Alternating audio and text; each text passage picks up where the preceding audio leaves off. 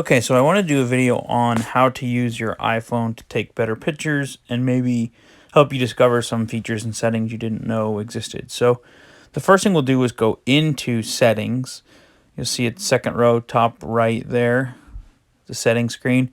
And we're going to click on that and go in and click on the camera icon.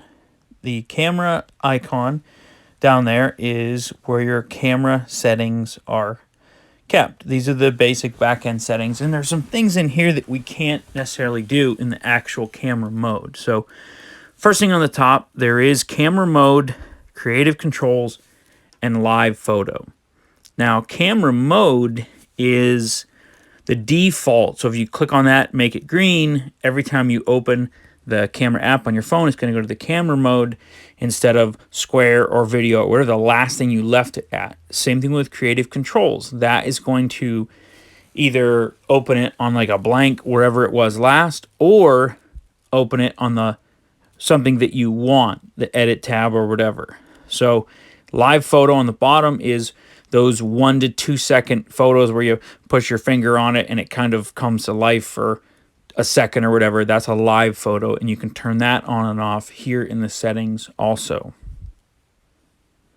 And that is what's called the preserve settings, because it's leaving those settings, preserving or reserving them. The next time you go into the app, those will be there. So the next thing is grid, one down. And I make that green, and I kind of use the grid to use my rule of thirds, to frame my photo when I want to. You know, grid isn't too overbearing or obnoxious or anything. It kind of is in the background, as you can see it here on the Night Fury.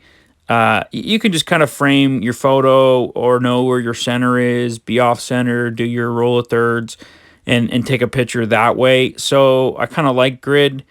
It isn't in the way, it's nice. So I kind of recommend for those who are trying to get better at that rule of thirds or positioning things to turn that grid on, and then you can just kind of get a little feel for where things are at in the frame when you're taking the photo. So that's grid. The next thing is scan QR codes. That's like the barcodes at the grocery store and things like that, where you can scan those and they take you to a website usually, or a Facebook page or something, or wherever the person who made the QR code go wants you to go, that's where it would go. And I leave that on, why not? The next thing is the record video tab, which if you read on the bottom there, it's going to tell you about how much room each of those takes in each setting. So it goes from, you know, good quality to best quality, top to bottom is good, bottom is best. And I think you got to keep in mind here, I mean, we're not shooting professional movies. So if we are, 4K at 24 frames per second is actually what they consider like cinematic. But if you're just doing regular videos and you don't want to fill your memory up, 720p is what I'm live streaming most of my stuff in, and it's good quality, especially if your internet isn't super high fast. So maybe use 720p, maybe use 1080p. I mean, if you want the best, go ahead and shoot it in 4K.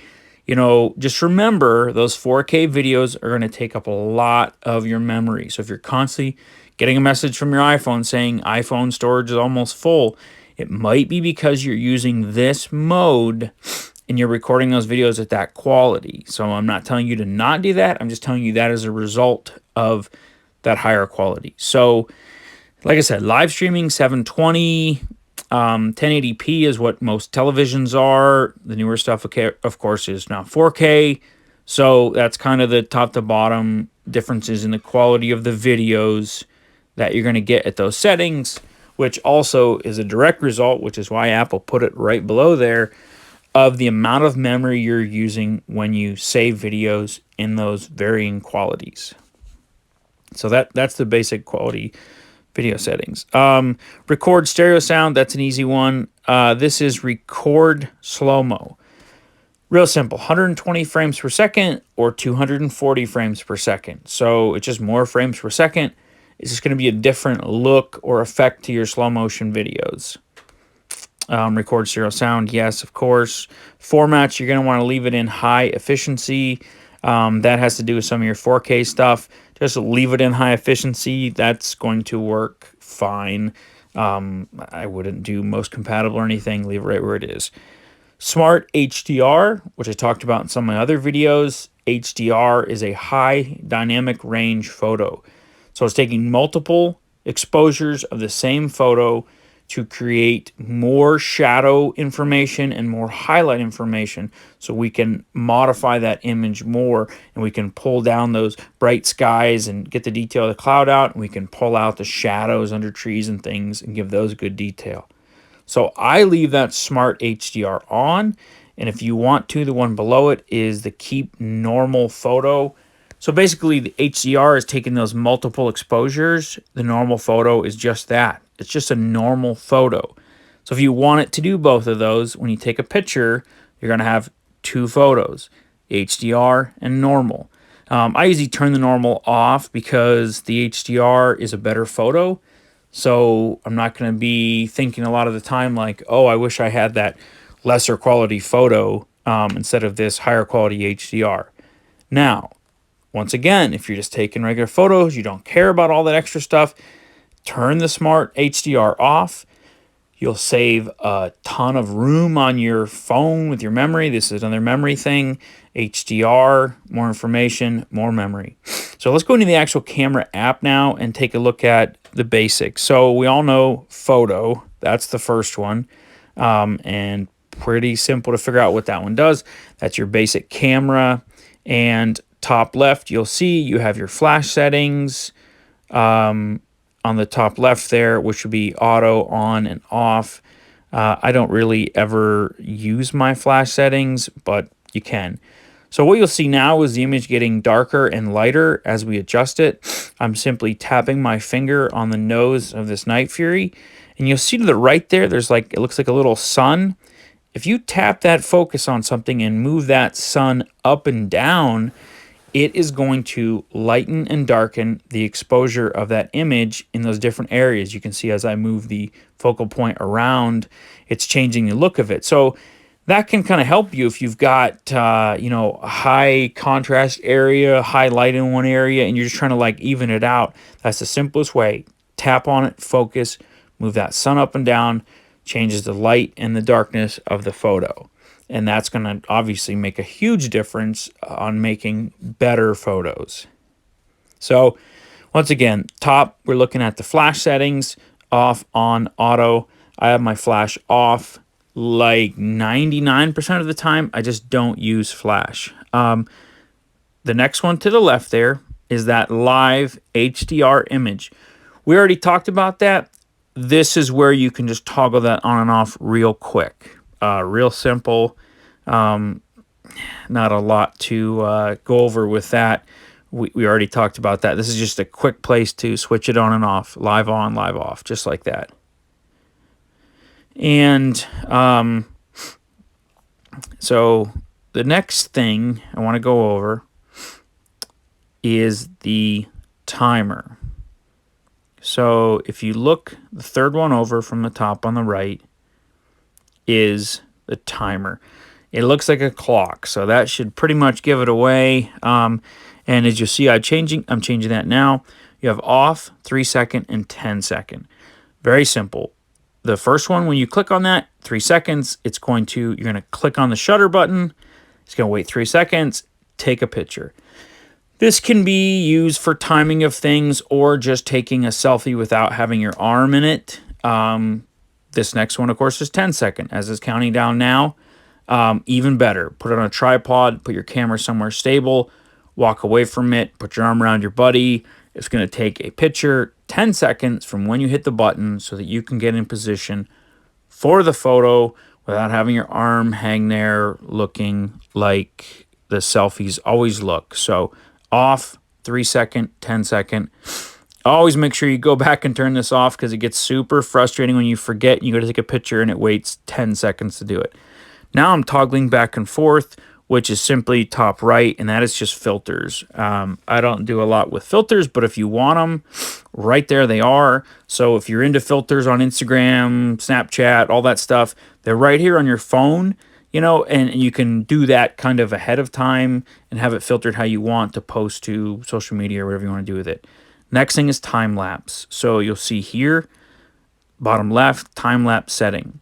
This is going to take one photo about every second. So to put that in perspective, a movie is 24 photos per second cinematic movie time. So when you're taking one photo per second, it obviously is making things look faster. So you take one photo every second, and then when you turn that time lapse into a video, it's moving the frame. So what would normally be 24 photos per second in a movie is now 24 seconds for that same thing. You usually want to get this on a tripod or something steady when you're doing a time lapse, because obviously it takes time. You know, so you're going to be shooting for maybe 15, 20 minutes, maybe hours, depending on how you want to do one of these. They make really neat photos. I don't do a lot of them, but I should.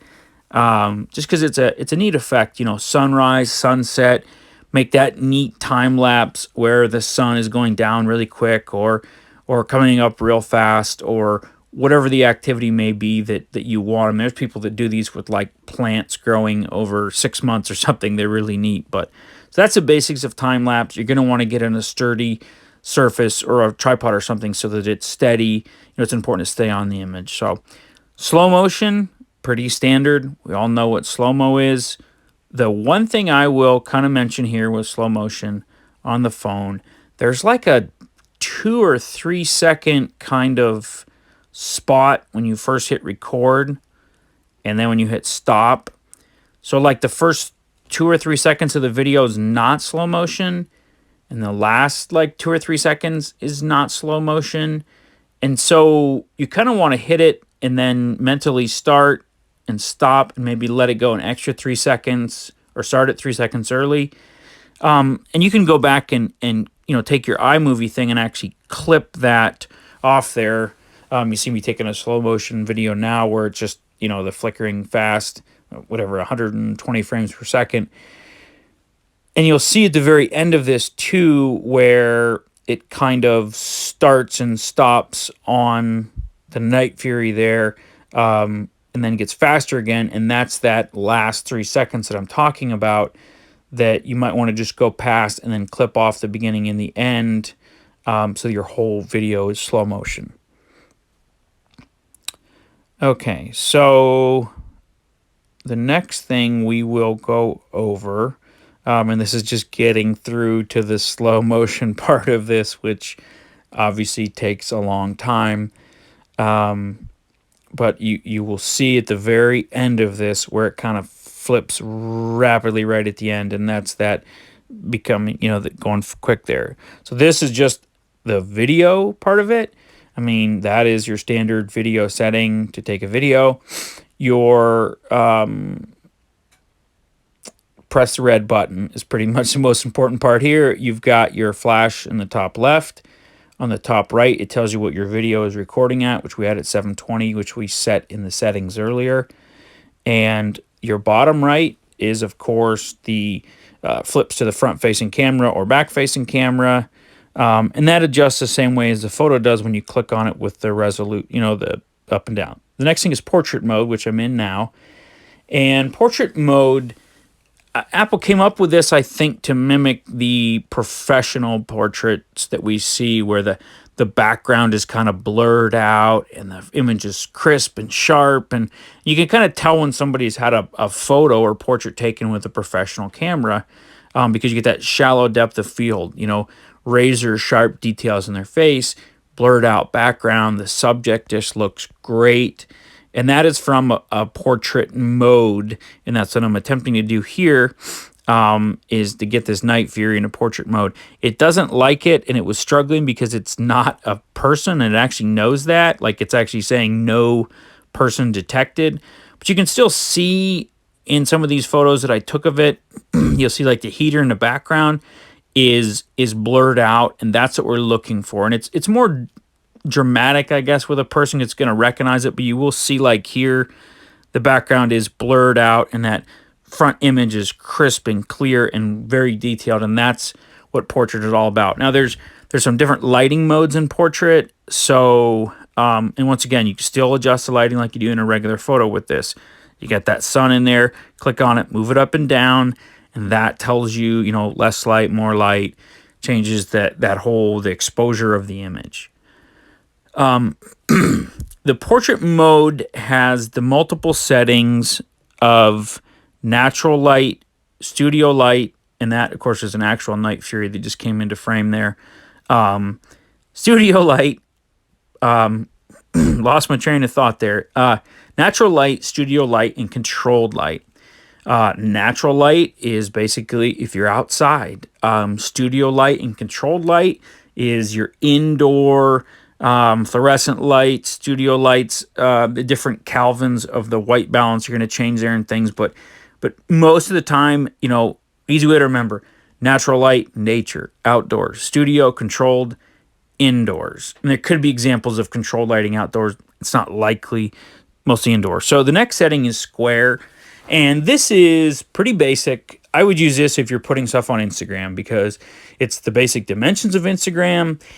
And it's kind of nice. Sometimes you put an image on Instagram that wasn't shot square. Obviously, you have to crop or move it around, and maybe the image doesn't look like you want it to. So this does that. Takes a square picture.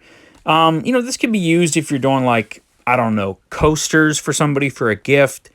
Shoot the image square, put them on the coasters, or any other item that would be that square. This would tell you where you're at. So the next thing is pano. This is the mode we're in here now, which pano stands for panoramic.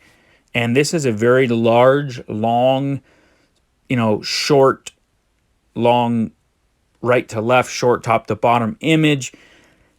There are some really neat panoramic images. I mean, just incredible stuff, big landscapes, mountains, oceans. I've done some down at the pond here. Just a bunch of information. It's really neat. And this is how you do it. And so with pano, you kind of have to be very consistent, obviously, because you're taking this shot from left and you're moving right as you see the arrow moving. And I'm not outdoors, so this is really hard to see. So I'm going to do a short video on panoramic stuff soon anyways. So let's go over this real quick.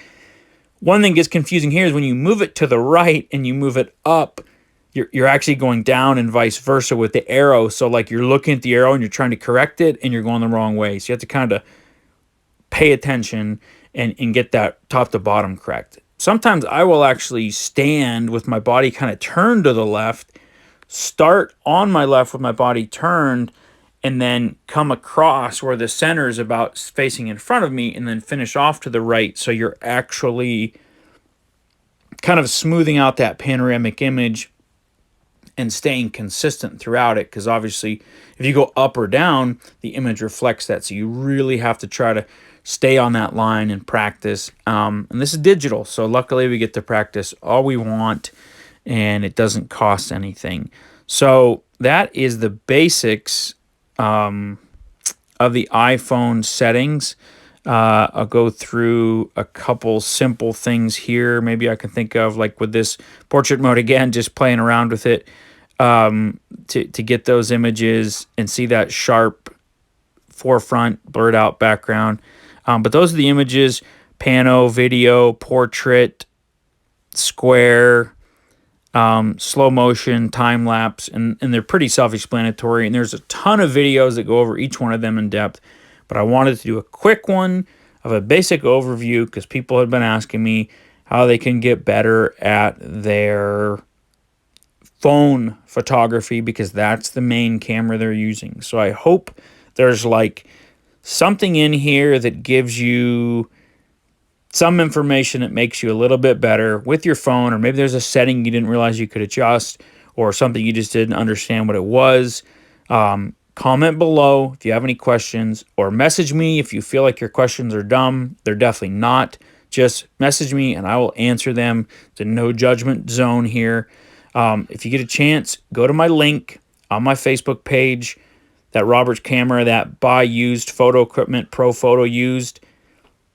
Top link on my Facebook page. I'm glad to be working with them. I've bought from them for years and years before I was working with them on this brand collaboration, I guess you'd call it. So click on that link, go shopping, look at the equipment. Used photography equipment actually holds value if it's taken care of. You can probably get some things cheaper than you thought, get a lot of use out of them, and even get your money back. That place buys and sells used equipment. So you can, buy from them, sell to them, and, maybe kind of have a little better equipment for your budget buying used. And when you're buying Sigma, Canon, Sony, Nikon, Tamron, most of those things, used stuff lasts a long time and it's really good quality and it's worth the investment buying used and then being able to sell it. I've bought lenses before and broke even on them and used them for like a year. And that's great, to be able to do that, roll that money over in your hobby and keep using the money for your hobby, or if you're going to make a living